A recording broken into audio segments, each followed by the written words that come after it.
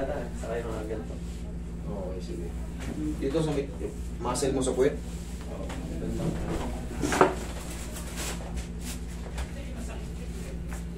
Kasi dito ko, parang... Ewan ko, sabi nila, lamig daw. Kaya Oo, hindi, ito. Pagka normal lang yung pain, yung parang may ngawit-ngawit lang. Oo. Ito kasing shoulder blade natin, normal lang to nakikreate ng pain. Diyan yan sumasalo ng lamig. Madali lang yan. Hindi naman yan.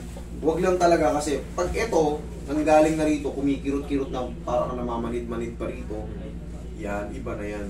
Tutuon yan pa ganyan. Pero kung dito lang, Alam, minsan dito. para ka lang mamawit. Pero ramdam din dito minsan ay. yun nga yung severe ang sinasabi ko. Pagka ganyan, medyo iba na yan. Kailangan yan, magbago na yung posisyon ng cervical nyo. Kailangan nyo lumago to. Maalis yung yung facet joint kasi, minsan, nai-stack up yan sa maling posisyon yung tinatawag ng facet joint. Kailangan yan. Talaga kaya tamo, ang daming mga bone setting na lumalabas ngayon, ang daming mga chiropractic. Yan yung alternative medicine. Nasa sa inyo na lang kung saan kayo lalapit.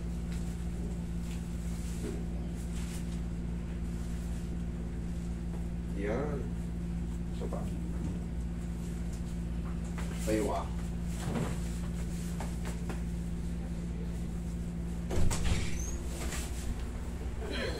Okay, di ka palagi. Nasabihan na ba yung mga tao? Wala pa dyan eh, basta silang nandyan. Ha? Hindi pa dumating yung iba, 12 pa daw parating yung dito. Kakabi pa. Ilan oras kayo open? Hanggang ubos. Hanggang ubos. Pero may cut-off po ng alas 6 yung dating ng tao. Okay. Nung ubos yan. Pero minsan talaga, abutin talaga ng gabi. Pinakamahaba rito, alas 9. Pagod na. Oo, nabukasan ganun ulit. Kaya, kung mapapansin nyo, nililimitahan namin yung book. Kasi pagka sarado rin, ako naman ang nagkakasakit. Mas lalo tayong tatagal. Pagka nagkasakit ako, syempre hindi kaya ng 1, 2 araw, 3 araw eh. Overpacking ka, no? Diba? Minsan, umabot ako 10 araw kasi kailangan ko magpalakas pa eh. Kasi kung pipilitin ko, medyo malakas na ako. Nabibinat ako. Another, Para makarecover. ako na naman. Ang hirap na may sakit. Ayun talaga. May sakit. Parang nawawala ng pag-asa eh. Ay, iba. Lalo pag di ka na makakilos. Ang hirap. Sir, pwede mag-botak ako? Ng weights. Hindi na Ngayon, weights. anong weight? Ano? Ano lang, yung mga tubig-tubig. Wala problema. Okay lang. Wala problema. Pero kung mag-gym ka ngayon, hindi pa pwede. Kababalik lang nung... Hindi naman ako nag-gym sir. Okay. Kala ko. Wala problema. Huwag ka lang maliligo. Yun ang pinakabawal. Okay.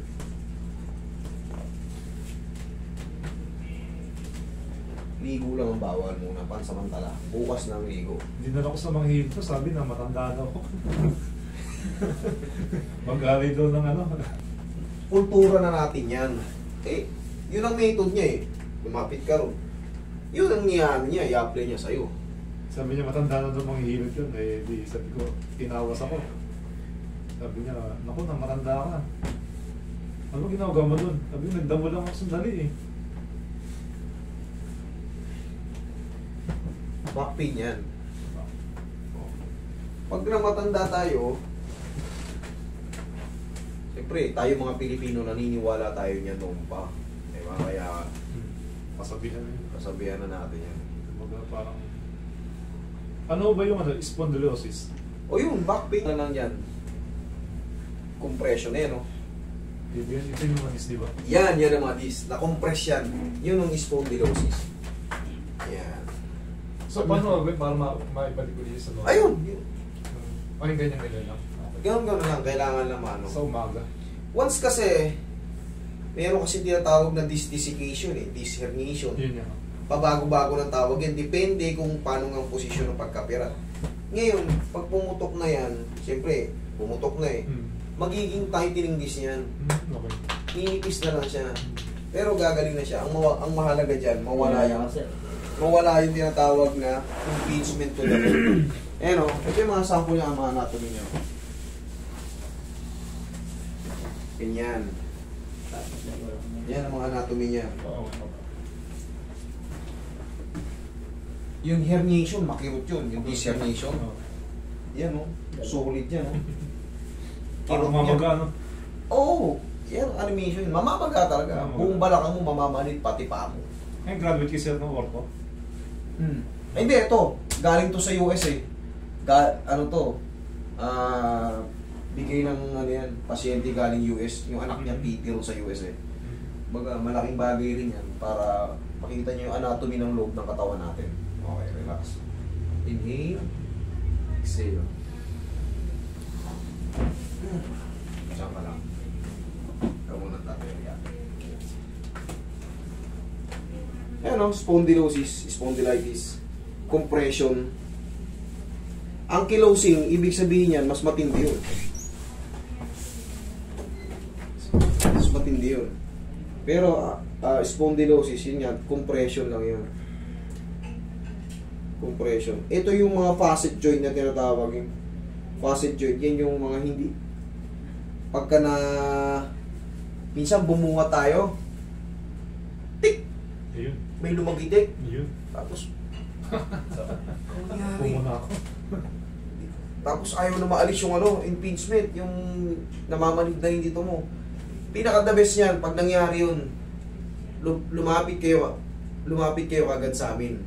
Kahit hindi sa akin, marami. Kailangan maibalik yun. Okay. Pag lagutok nun, okay na naman. Pero kasi hanggat hindi na ibabalik yung facet joint ngayon, yung impingement na sinasabi ko, talagang mananatili kayo sobrang sakit. Pag matutulog kayo, grabe. Hindi makakayo ko. Oo, naramdaman nyo na ba yun? Kaya sa akin yung nakaraan. Sobrang sakit. Sobrang sakit yun. Kailangan nun, may galaw nyo yung balakang nyo para tumunog siya. Pag tumunog siya, although may pain pa, pero unti-unti siyang babalik.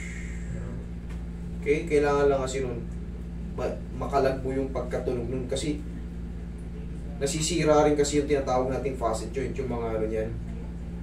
Yung yung articular facet, tsaka yung mga, yung parang ligaments niya. Oo. Parang cartilage niya. Yan, nai-scratch din kasi yan eh. Kaya tinuturo kong madalas sa inyo yung ganyan, no? Sabes na sumaga. Oo. Sa umaga tayo ka. Safe yun. Kahit sa school, tinuturo yung mga ganyan, di ba? Warm up. Oo, diba? Warm up, tapos Sa bago ko mag-what, dapat mag-warm up talaga. correct.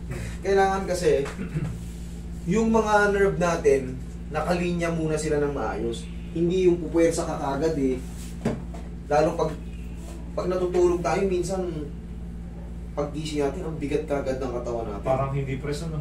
Parang hindi ka fresh, parang naggaling kagad sa bugbugan sa trabaho. Pagkagising mo, mag-inat-inat ka. Palugutokin mo yung mga ano.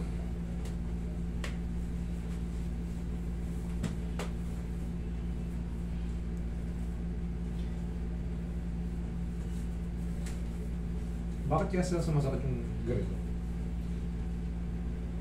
Dito kasi, sa cervical natin, the same lang din yan sa lumbar. Okay. Lalo pag nakakapagbuha tayo yung pwersahan. Ganon din yan, mas maninipis pa dito sa cervical. The same lang din yan. Kung ano yung tsura niya ng stance, kung makikita mo, ganon din, di ba? May mga blue-blue rin siya.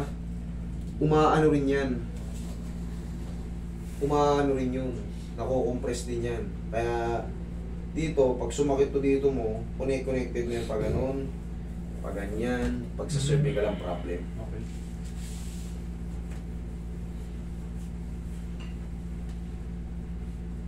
Ano pangalan mo sir? Marco po. Mama. Nasa ba isang dalawang M? Master Marco yun. Ah, Master Marco Massage. Okay. Kaya clear. Kala ko mga kapatid mo yung pinag-combine yung mga pangalan. Okay? Check mo ngayon. Gaano kasarap yung pakiramdam ng ma-adjust. Tunutan. Sarap, Master Marco. Sarap. Okay, thank you.